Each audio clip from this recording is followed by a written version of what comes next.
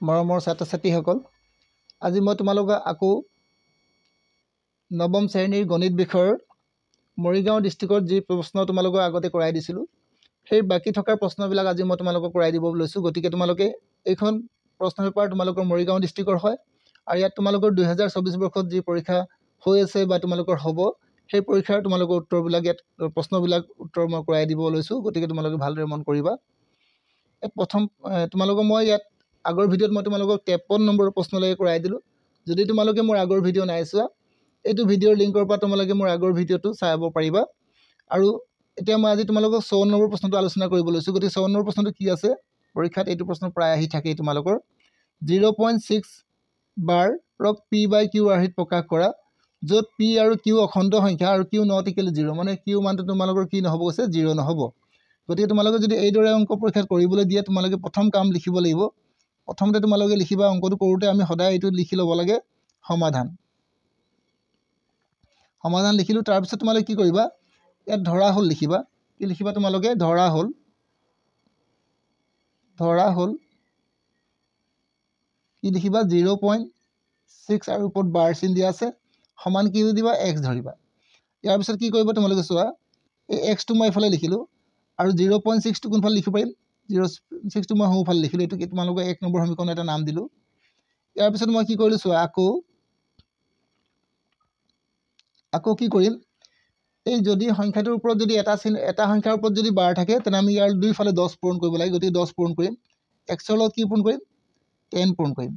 আৰু এইফালে কি কৰিম, 0.6 আৰু বাৰ দিয়া আছে। বাৰ মানে তোমালোকে বুজি পাবা যে ইয়াত 6 গৈ আছে, 6 গৈ আছে। গতিকে মই 6 লিখিছোঁ, ডট ডট ডট লিখিছোঁ। আৰু ইয়াৰ লগত মই ইয়াত যিহেতু 10 পূৰণ কৰিছোঁ, ইয়াৰ লগতে এটা কি কৰিম, 10 এটা পূৰণ কৰিম। 10 পূৰণ কৰাৰ লগে লগে কিমান পালোঁ চোৱা, এইটো পালোঁ মই 10x, আৰু এইটো কিমান পালোঁ আমি, এই পইণ্টটো কৈছোঁ ইয়াৰ পৰা উঠি যাব, আমাৰ ইয়াত বহিব। গতিকে 6.6 আৰু 6 গৈ থাকিব। গতিকে তাৰ ওপৰত কি চিন দিম, বাৰ চিন দি দিম। এইটো আমি লিখিব নালাগে, 2 নম্বৰ। এতিয়া আমি কি কৰিম চোৱা, এতিয়া আমি কি কৰিম, 2ৰ পৰা আমি 1 বিয়োগ কৰিম। 2ৰ পৰা 1 বিয়োগ কৰিলে কিমান হ'ব, 2 মানে কিমান, 10। 10ৰ পৰা আমি 10xৰ পৰা x বিয়োগ কৰিম। গতিকে 10x ইয়াত লিখিম,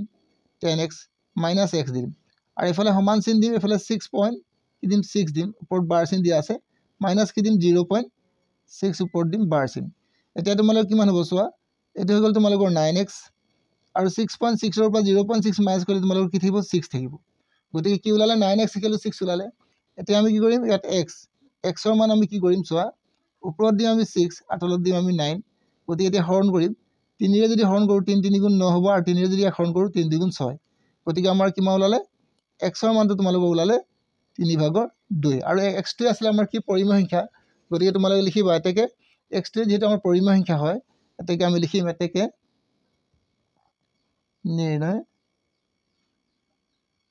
পৰিমেয়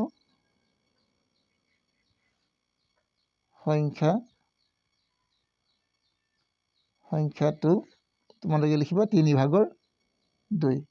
খুবেই ইম্পৰ্টেণ্ট প্ৰশ্ন, ভালদৰে মন কৰিবা। ইয়াৰ আগৰ ভিডিঅ'টো মই তোমালোকক এনেকুৱা ধৰণৰ কিছুমান প্ৰশ্ন কমন দিয়া হৈছে। গতিকে সেই প্ৰশ্নবিলাক তোমালোকে যদি নাই চোৱা, তোমালোকে সেই প্ৰশ্নবিলাকো চাব পাৰিবা। আৰু চেনেলটো ছাবস্ক্ৰাইব কৰি ল'বা, তেতিয়া তোমালোকে মোৰ প্ৰশ্নবিলাক বিচাৰি পাবলৈ সক্ষম হ'বা। ইয়াৰ পিছত নেক্সট আমি চাম 55 নম্বৰ কুৱেশ্যনটো। 55 নম্বৰ কুৱেশ্যনটো তোমালোকক দিছে, যদি x - 1 px kx² - √2x + 1, ইয়াত 1 এটা থাকি গৈছে, ইয়াত 1 এটা থাকি গ'ল, 1 + 1ৰ এটা উৎপাদক হ'লে k ৰ মান নিৰ্ণয় কৰা। গতিকে k ৰ মান উলিয়াবলৈ কৈছে। k ৰ মান উলিয়াব যাওঁতে মনত ৰাখিবা, তোমালোকে কি কৰিবা, প্ৰথমতে চাবা, ইয়াত তোমালোকৰ যিহেতু উৎপাদক কি দিছে, x - 1, এইটো তোমালোকে gx বুলি ক'বা, দিয়া আছে আমি লিখি ল'ম, বা তোমালোকে এনেকৈ লিখিবা, দিয়া, প্ৰথমতে লিখিবা সমাধান লিখি ল'বা। ইয়াৰ পিছত তোমালোকে কি লিখিবা, দিয়া আছে, ইয়াত লিখিবা তোমালোকে দিয়া আছে, কি দিয়া আছে ভালকৈ চাই লোৱা। এই উৎপাদকটো আমি gx বুলি কওঁ, মনত ৰাখিবা। gx সমান কিমান দিছে আমাৰ, x - 1, আৰু px আমাৰ কিমান দিছে চাই লওঁ, px দিছে আমাৰ কিমান, kx² - √2x আৰু +1, এইদৰে লিখি ল'বা। এতিয়া তোমালোকে কি কৰিবা, px এতেকে লিখিবা, px সমান তোমালোকে দিবা kx² - √2 x প্লাছ 1 ইয়াত তোমালোকে x ৰ মান কি বহাব যদি g x ৰ মান তোমালোকৰ -1 থাকে তেতিয়াহ'লে ইয়াত +1 বহাবা গতিকে x ৰ মান কি বহাব +1 বহাবা এফালে কি হ'ব তোমালোকৰ k আৰু ইয়াৰ মানটো তোমালোকে 1 বহাবা -√2 ইয়াৰ মানটো তোমালোকে 1 বহাবা আৰু প্লাছ কি দিবা এফালে 1 এতিয়া তোমালোকৰ কিমান হ'ল চোৱা এটো তোমালোকৰ 0 ধৰিবা কি হ'ব এটো উৎপাদক যদি হয় এটো 0 হ'ব গতিকে ইয়াৰ মানটো তোমালোকৰ কি হ'ব এটো k হ'ব আৰু মাইনাস কি হ'ব এটো √2 আৰু প্লাছ কি হ'ব 1 গতিকে k এৰ মান ওলাব কৈছে গতিকে আমি কি কৰিম ইয়াত k মানটো ইয়াত থৈ দিম আৰু এই √2 টো এফালে লৈ আহিম কি হ'ব +√2 হৈ যাব আৰু এফালে -1 ইকুৱেল কি থাকিব k মানে গম পালো আমি k এর মানটো কিমান পালো এতে k এর মানটো গম পালো আমি √2 মাইনাস কি পালো 1 গতিকে এইটো হৈছে তোমালোকৰ আনসাৰ ইয়াৰ পিছৰ প্ৰশ্নটো হৈছে তোমালোকৰ 56 নম্বৰটো চাবা কি দিছে যদি x + y = x + y + z = 0 দেখুৱা যে x³ y³ + z³ = 3xy z গতিকে এই অংকটো আমি দুই ধৰণে কৰিব পাৰো আমি এটা ধৰণে মই ইয়াত তোমালোকক কৰাই দিছো প্ৰথমতে তোমালোকে লিখিবা কিমান সমাধান লিখি লবা ইয়াৰ পিছত কি কৰিবা ইয়াৰ ভ্যালু ওলাব কৈছে গতিকে তোমালোকে লিখিবা x³ + y³ + z³ এটো লিখি ললো কিন্তু আমি এই দৰে আমি ফৰ্মুলা পোৱা নাই গতিকে আমি ইয়াক কি কৰিম চোৱা x³ মই এক সূত্ৰ বনাবৰ কাৰণে এটা কাম কৰিলো ইয়াত z³ আৰু ইয়াত মই কি দিলো -3xy দিলো মোৰ ফালৰ পৰা দিলো 3xyz এটো মোৰ ফালৰ পৰা দিছো এটো মোৰ ফালৰ পৰা দিয়াৰ পিছত এটো ফৰ্মুলা হৈ গৈছে সূত্ৰ হৈ গৈছে গতিকে মই ইয়াত আৰু এটা কি কৰিম ইয়াত প্লাস এটা কৰি দিম 3xyz গতিকে কি হ'ল চোৱা এতিয়া তোমাৰ এটো সূত্ৰ হৈ গ'ল সূত্ৰ হৈ যোৱাৰ লগে আমাৰ কি সূত্ৰ হ'ল চাও a³ b³ c³ a³ + b³ + c³ - 3abc ইয়াৰ ফৰ্মুলা আমি ভাঙি দিম ইয়াৰ ফৰ্মুলা আমাৰ জানো আমাৰ সূত্ৰ মুখস্থ আছে x + y + z তোমালোকে যদি ফৰ্মুলা মনত নাই ৰাখা ফৰ্মুলা বিলাক আগতে চাই লবা x² + y² + z² - xy - yz আৰু -zx এটো হৈছে ইয়াৰ পৰা এটো হৈছে ইয়াৰ সূত্ৰ আৰু প্লাস এফালে কি থাকিলে তোমালোকৰ 3xyz এইদৰে লিখি লবা এতিয়া তোমালোকে চাবা ইয়াৰ মান তোমালোকে কিমান পাইছা ইয়াৰ মান যেহেতু তোমালোকে আগতে পাইছা কিমান পাইছা 0 পাইছা গতিকে মানটো 0 বহাই দিবা আৰু এফালে থাকিব তোমাৰ x² + y² + z² - xy - yz আৰু -zx এইদৰে লিখিবা আৰু প্লাস কি দিবা 3xyz ইয়াত লিখিবা গতিকে যদি 0 ৰ লগত আমি যদি ইয়াত যিকোনো সংখ্যা পূৰণ কৰো আমি জানো যে 0 ৰ লগত যিকোনো সংখ্যা পূৰণ কৰিলে 0 হয় গতিকে 0 লিখিলো ইয়াৰ পিছত কি দিলো 3xyz লিখি দিলো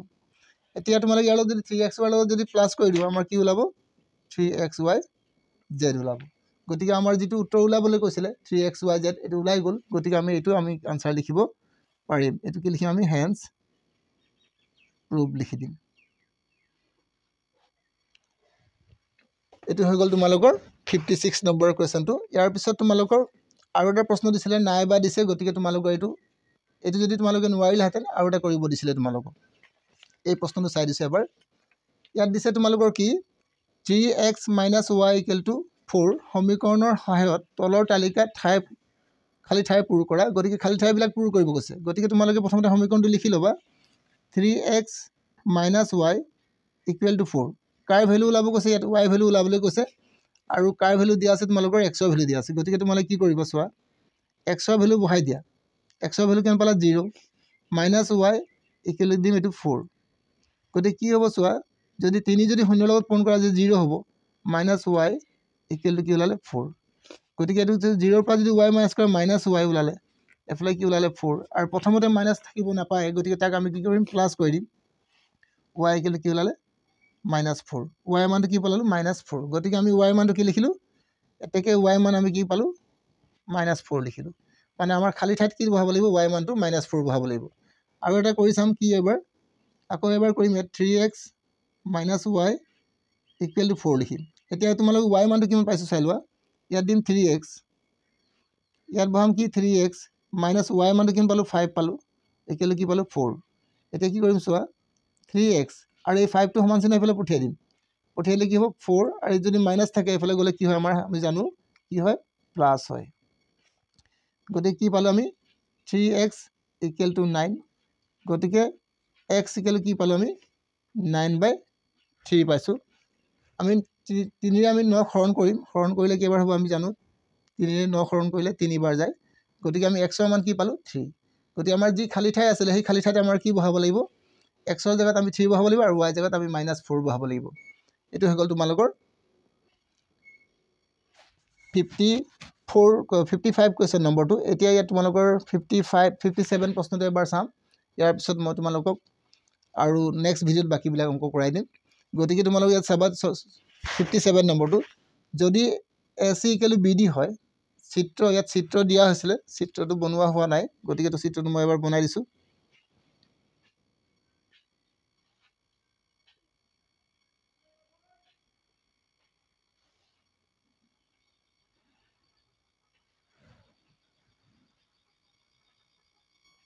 এতিয়া তোমালোকে প্ৰশ্নটো এবাৰ চালা আৰু চিত্ৰটো পালা দেখিছা এটা কি ইয়াত কি দিছে আমি লিখি লম প্ৰথমতে আমি ইয়াত লিখি লম দিয়া আছে অংকটো কৰিব যাওঁতে তোমালোকে চিত্ৰটো বনাই ল'ব লাগিব দিয়া আছে ইয়াৰ পিছত দেখিব লাগিব তোমালোকে AC সমান কি দিম BD AC সমান BD এটো দিয়া আছে আৰু প্ৰমাণ কৰিব কৈছে লিখিবা প্ৰমাণ কৰিব লাগে যে প্ৰমাণ কৰিব লাগে যে কি AB = CD একেবাৰে সহজ প্ৰশ্ন বেছি দীঘল নহয় গতিকে প্ৰথমতে কি লিখা আছে আমি প্ৰমাণ যেতিয়া কৰিব যাম প্ৰমাণ ইয়াত লিখি লম প্ৰমাণ কৰিব গলে আমি ইয়াত লিখি লম AC সমান কি দিম BD লিখি লম আৰু ইয়াত ব্ৰেকেটত আমি কি লিখি লম দিয়া আছে বুলি লিখি লম এটা আমাৰ দিয়া আছে আমি প্ৰমাণ কৰিব বিচাৰিছো এতিয়া কি দৰে কৰিম চোৱা এই AC কি সোমাই আছে AC দুটা বাহু সোমাই আছে এটা আছে AB আৰু BC গতিকে তোমালোকে লিখিবা AB আৰু কি দিবা AB প্লাস কি দিবা BC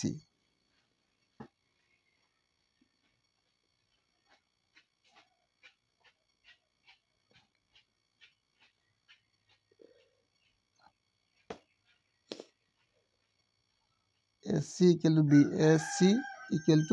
BD এফালে কি লৈ AC = BD আকৌ এফালে কি BD কি সোমাই আছে চোৱা BD তোমালোকৰ সোমাই আছে BC প্লাস কি সোমাই আছে CD গতিকে চোৱা এফালে BC আছে এফালে BC আছে কেনসেল কৰি দিয়া থাকিলে তোমালোকৰ কিমান AB = CD এটো ইমানটোই আছিল অংকটো হেন্স কি দিবা ইয়াত প্ৰুফ লিখি দিবা ইয়াৰ পিছত বাকি তোমালোকৰ আৰু কেইটামান প্ৰশ্ন আছে